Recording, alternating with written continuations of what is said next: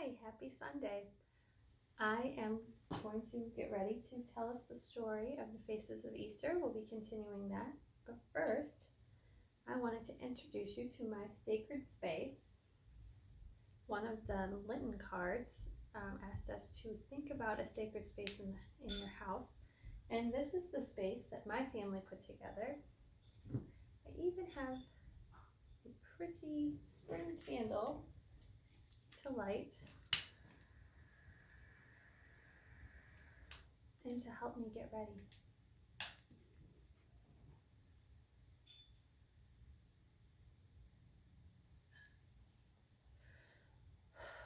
And now I am ready.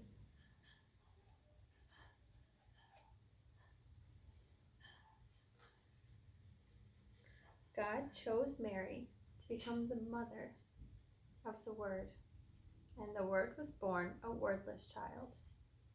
And when the baby was born, he looked in the face of the mother Mary and saw the cross. And when the baby looked in the face of the father Joseph, the cross was there too.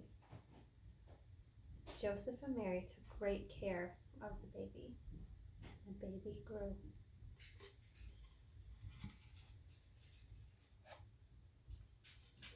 And the baby grew to become a boy. And when he was about 12 years old, they took a trip to Jerusalem from Nazareth to celebrate one of the holy days. And while they were there, Mary and Joseph couldn't find Jesus anywhere. They looked in all the places they thought he might be. They looked where his friends were playing. They looked in the dark and narrow streets. They looked in the marketplace where all the food was, and they could not find him. So they decided to spend the night. Finally, as they kept looking, they found Jesus in the temple speaking with the priests or the rabbis. They were listening to him, and he was listening to them. Mary and Joseph said, "Why would you do this?"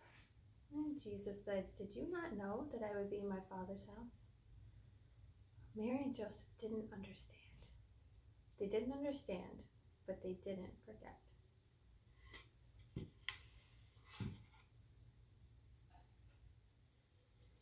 That boy grew to become a man, and when he was about 30 years old, he was baptized in the River Jordan by John. John was a wild man, you could tell by his hair. And after Jesus was baptized in the chaos and darkness of the water, when he came up, the people said that they saw a dove come very close to Jesus. And they heard a voice, and the voice said, "Behold, this is my son, with whom I am well pleased." And after Jesus was out of the River Jordan, he knew he needed to go and pray and think about what his work was going to be. So he went to a desert.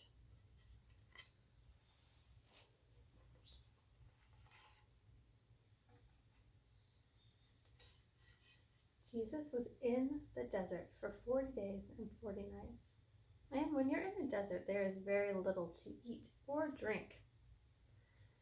And a voice came to him on one of those days and said, "If you are hungry, then turn these stones into bread."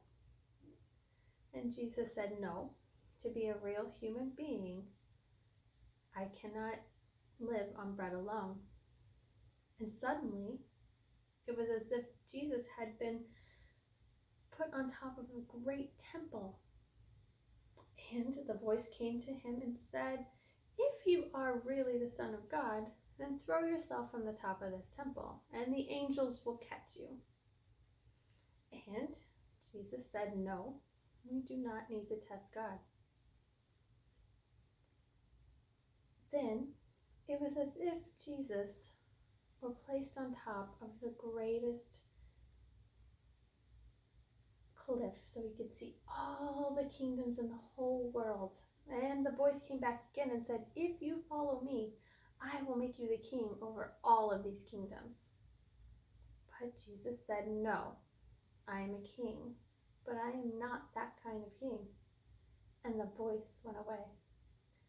Jesus went back across the Jordan River, and he began to do his work. But what was his work?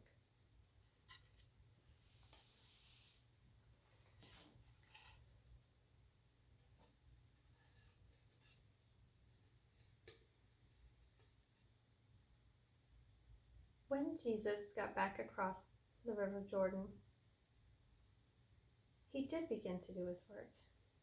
And his work was coming close to people who others did not want to come close to, and helping people do things that they couldn't do before.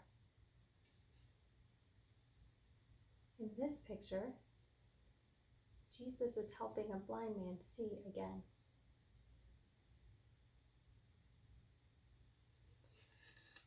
Jesus also began to tell many parables. And as he was doing his work, he turned toward Jerusalem for the last time, for he knew he was about to become a parable. Now, I wonder if you have anything in your house that makes you think of any part of these stories.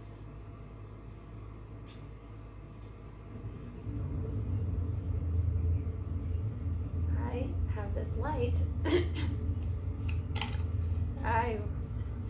reminded me of this picture. Because when Jesus came out from the darkness, there was light.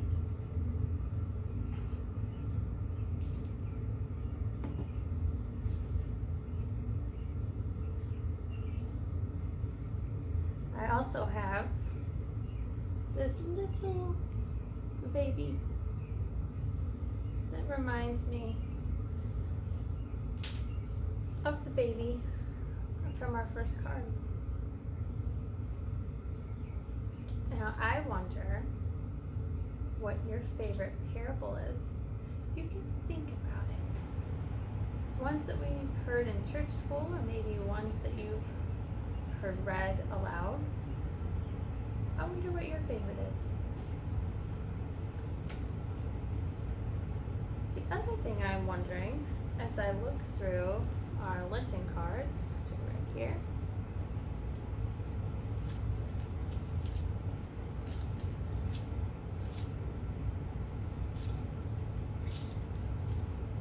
I am wondering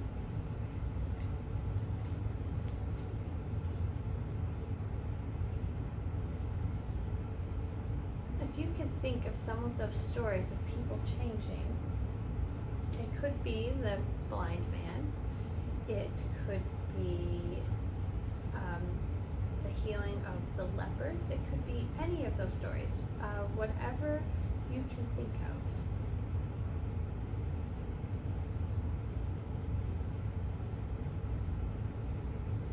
And until I see you all again next week, well, thank you for watching. I miss all of you very, very much. Virtual hugs. And I want to close with this prayer.